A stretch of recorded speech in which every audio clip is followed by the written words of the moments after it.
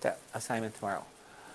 All right, so we're going to switch over now. Today's lesson is section 5.4, and it's the derivative of the e to the x function. So I'm going to change my natural log to e to the x.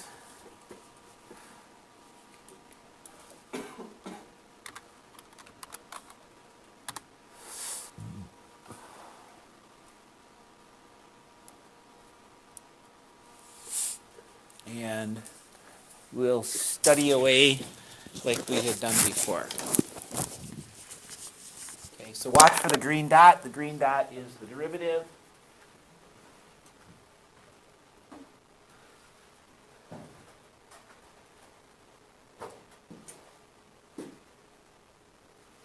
Green dot is the derivative. Remember we just did that with the natural log function.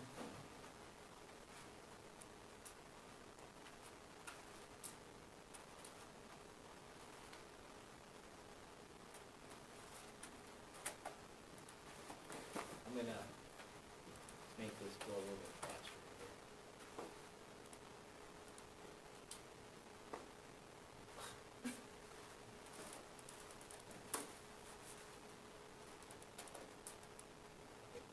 Pause.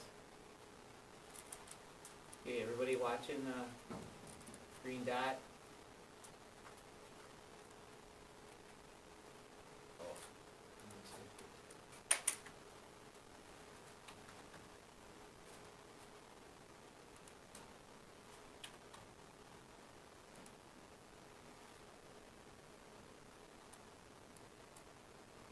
So the green dot is the value of the derivative.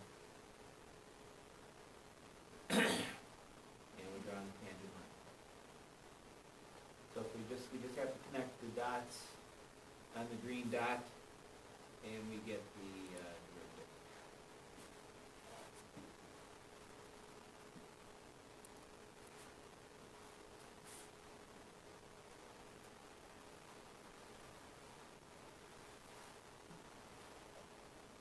It's just like we've done every other time. No different. Connect the green dots, and we have our derivative.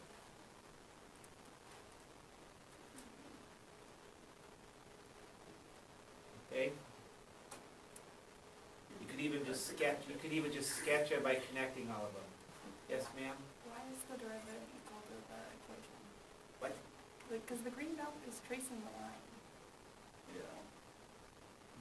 The green dot is tracing the line, and the question is, why is the derivative the same as the functional value? Okay, I'm going to put a blue dot on here. This is the actual functional value. So the blue dot and the green dot are merged. So that'd be B of A.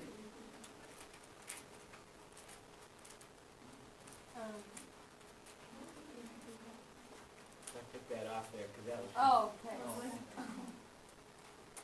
I took off the blue dot now. So I'll take off the green dot. Here is the blue dot, which is the functional value. Okay? And I take off the blue dot, and I swap it with the green dot.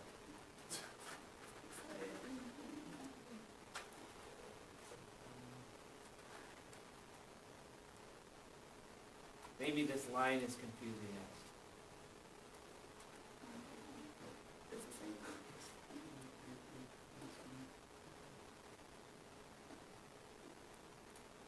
The derivative of e to the x Is E to the X. is e to the x. So there's an entire lesson on why it was the same thing. So, I was like, what are you waiting for us to tell, like, it's the same thing?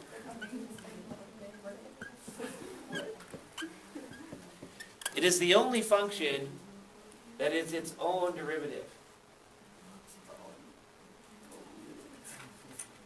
That is, the value of the actual function is equal to the slope. Is that what I got them? It has many other forms. other reasons for it. I don't think it was because of this, but I could be, I'm not for sure. E to the x has these really crazy, interesting attributes, okay? E to it itself. So what happens here is, that's the derivative. It's equal to itself, okay?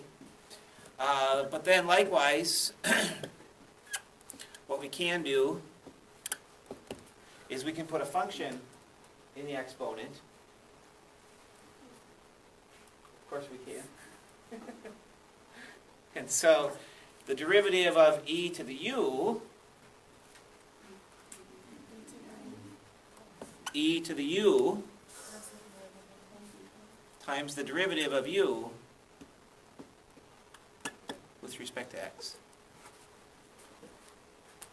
Okay.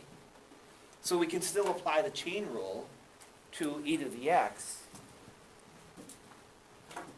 but we have to just think about what it is. Now watch this. I'm gonna actually draw the derivative. This is this one here. I'm gonna take off that point. Watch this carefully. Here's the derivative. No derivative. Derivative. No derivative. Derivative. No derivative. So the point itself is the derivative is itself. Isn't that crazy? Okay, so now let's do some work with that.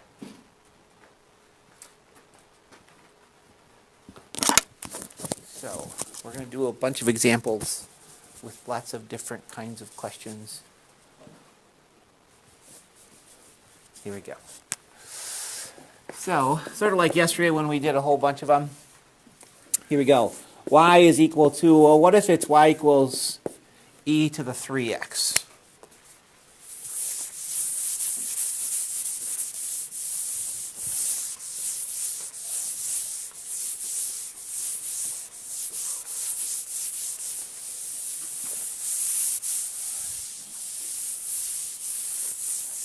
Then we would apply the chain rule, and the chain rule would say that y prime is, this is e to the u, so the derivative is always e to the u, but then it's multiplied by the derivative of u, which is 3.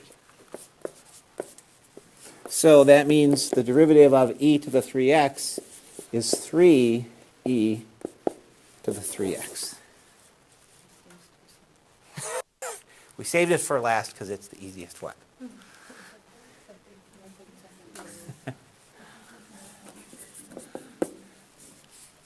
Okay, so what if we have y equals e to the negative x? This comes up a lot, so I want to make sure that we cover that. What about y equals e to the negative x?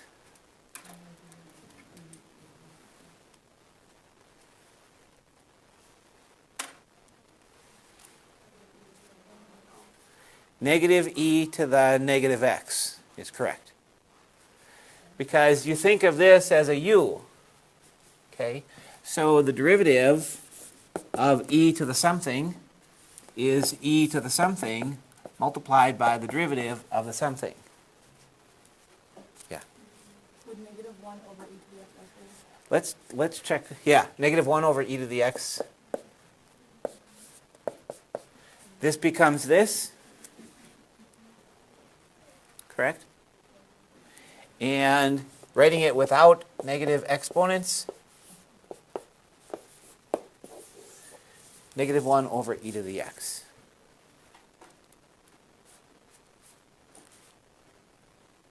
I'm just kind of curious if we could figure this out without using the chain rule.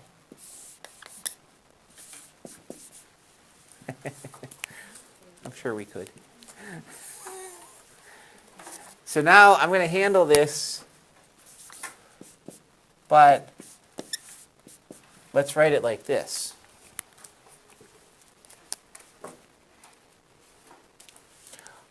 What's a way to approach this without using the chain rule? Quotient rule. So if all works out, we should get the same thing. We're just approaching it from a different perspective.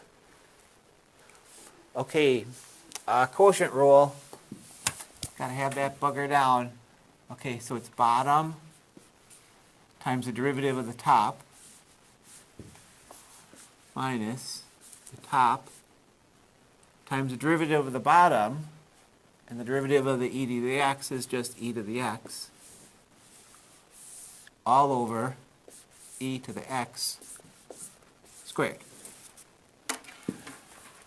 Now look carefully at that. It's 1 over e to the x, quotient rule. The bottom times the derivative of the top, the 1 is 0, minus the top times the derivative of e to the x, which is e to the x, all over the bottom squared. Okay. So, I don't know, what does this become? Well, this one wipes out. So this is negative e to the x over e to the x squared. Now you learned in algebra that you can multiply these two.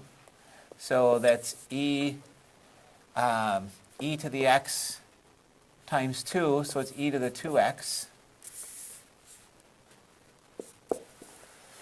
And how does that become that?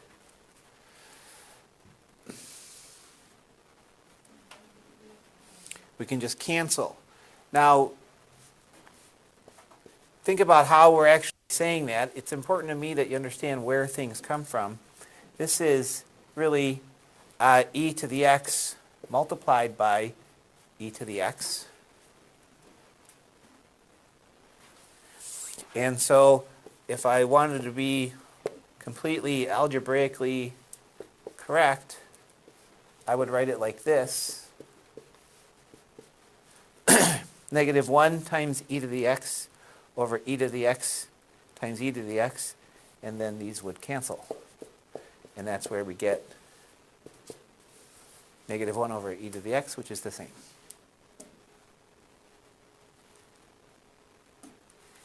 Make sense? Okay. All right.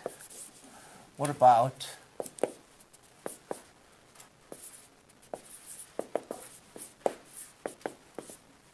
that? What's the derivative of x squared times the sine of e to the x?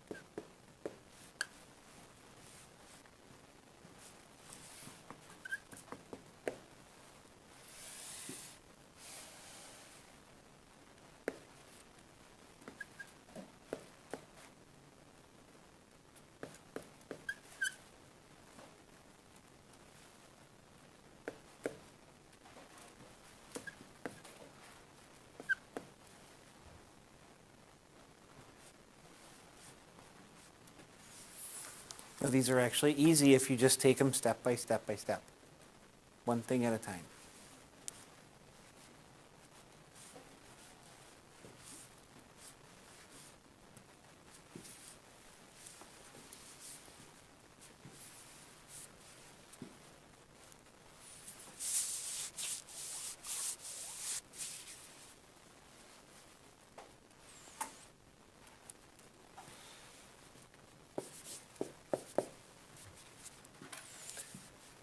Nice by a product rule. So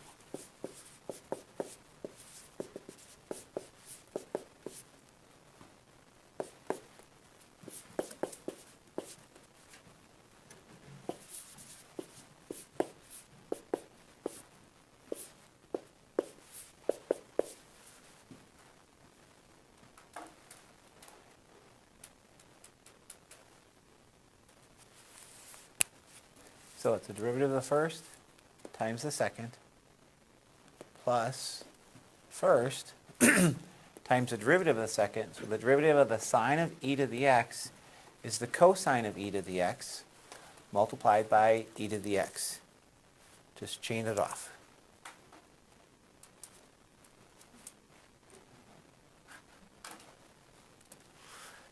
And then clean up if possible.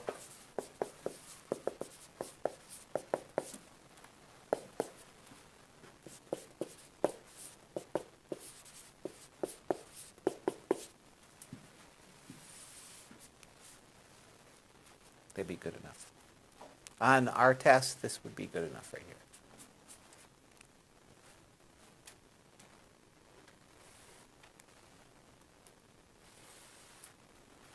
here. Okay.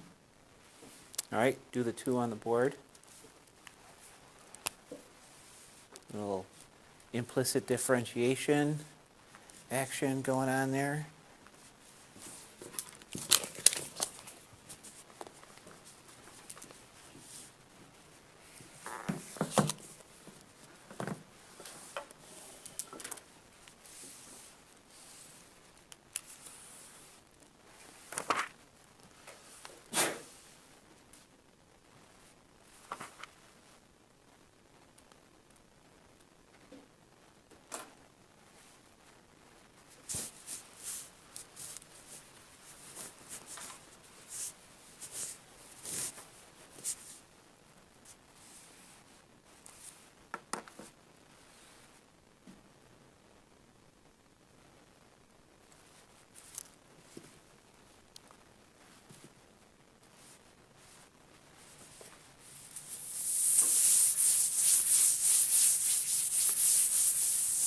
You can compare with other people around you.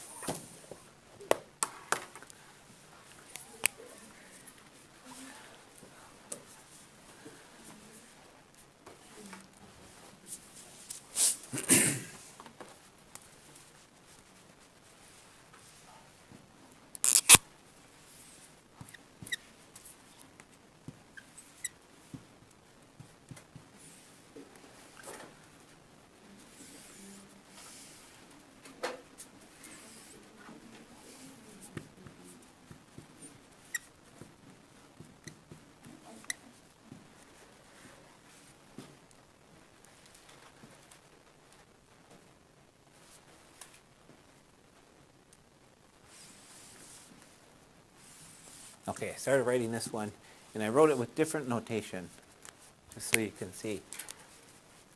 The derivative of e to the negative 3 over x is e to the negative 3 over x multiplied by the derivative of negative 3 over x.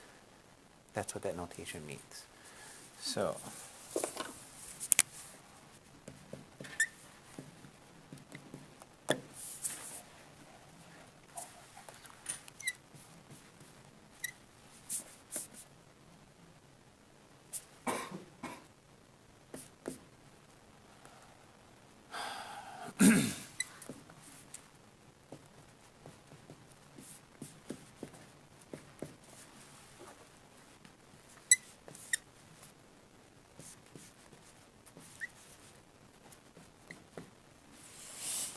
several different ways that you could write it. I got the derivative of negative 3 over x to be positive 3 over x squared. Okay. So then when you do the math here, the 3 gets multiplied by the e to the negative 3 over x, and that's over x squared. But if you want to get rid of your negative exponent, then you bring the e to the 3x down below. Most likely, this would be the final answer on the multiple choice section of the AP exam.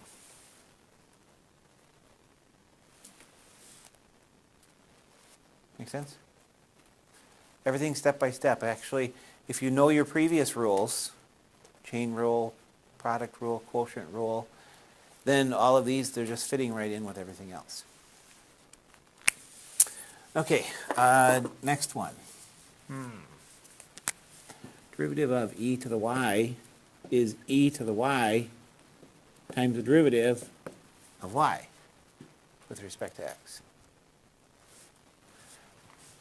Plus, this is a product rule, so it's 1 times y plus x times dy dx is equal to 4. Product rule. You should be getting good at that product rule with just like xy. That's pretty easy. Okay, then solve for dy dx. So I'm going to keep those over here and put the other ones over here like that.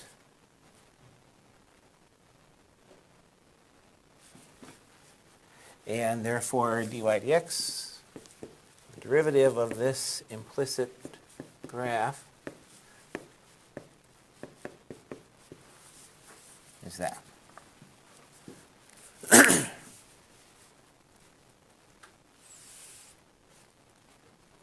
So whatever this goofy thing looks like, we could check it out in Desmos. Then the derivative at any given point is given by that. Good? Okay. I'll give you a couple minutes, work on the last ones, and then I'll go through those in a moment.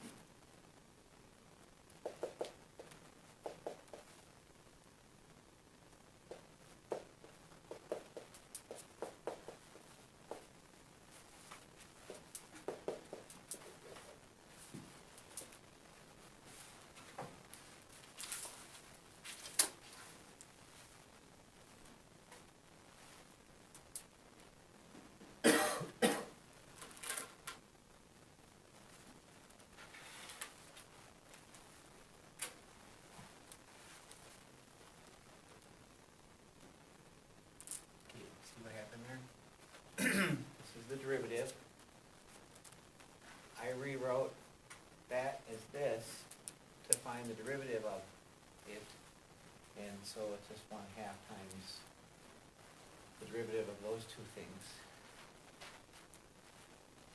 And then since this is the reciprocal, I wrote it as the reciprocal, and then simplified. Look good?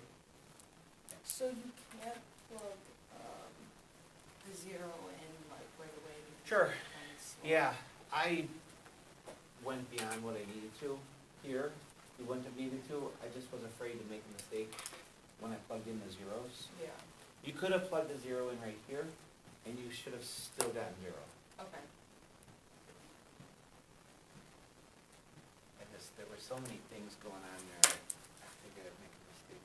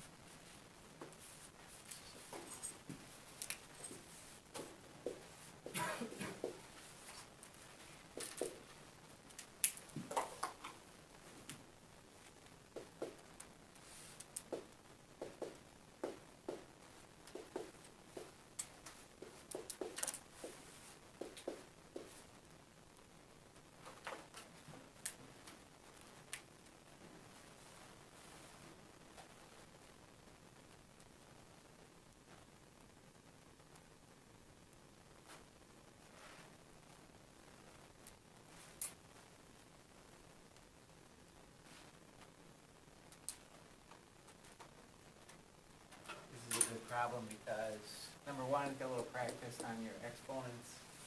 Your power rule with fractional exponents. Here you got a product rule.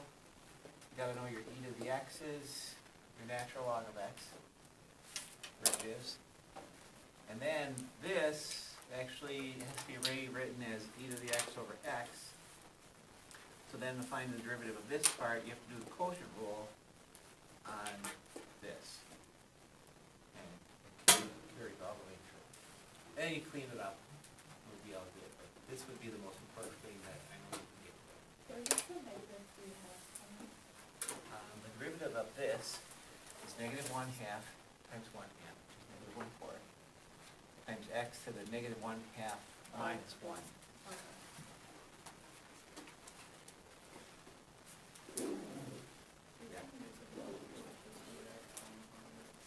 Yes, you could have used product rule on this one.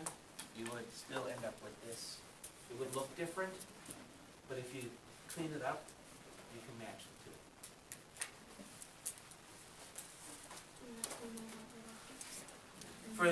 For this particular one, no, it's fine. All right, tomorrow's Wednesday, so we have homework due a natural log tomorrow, then e to the x on Thursday, and then Friday we'll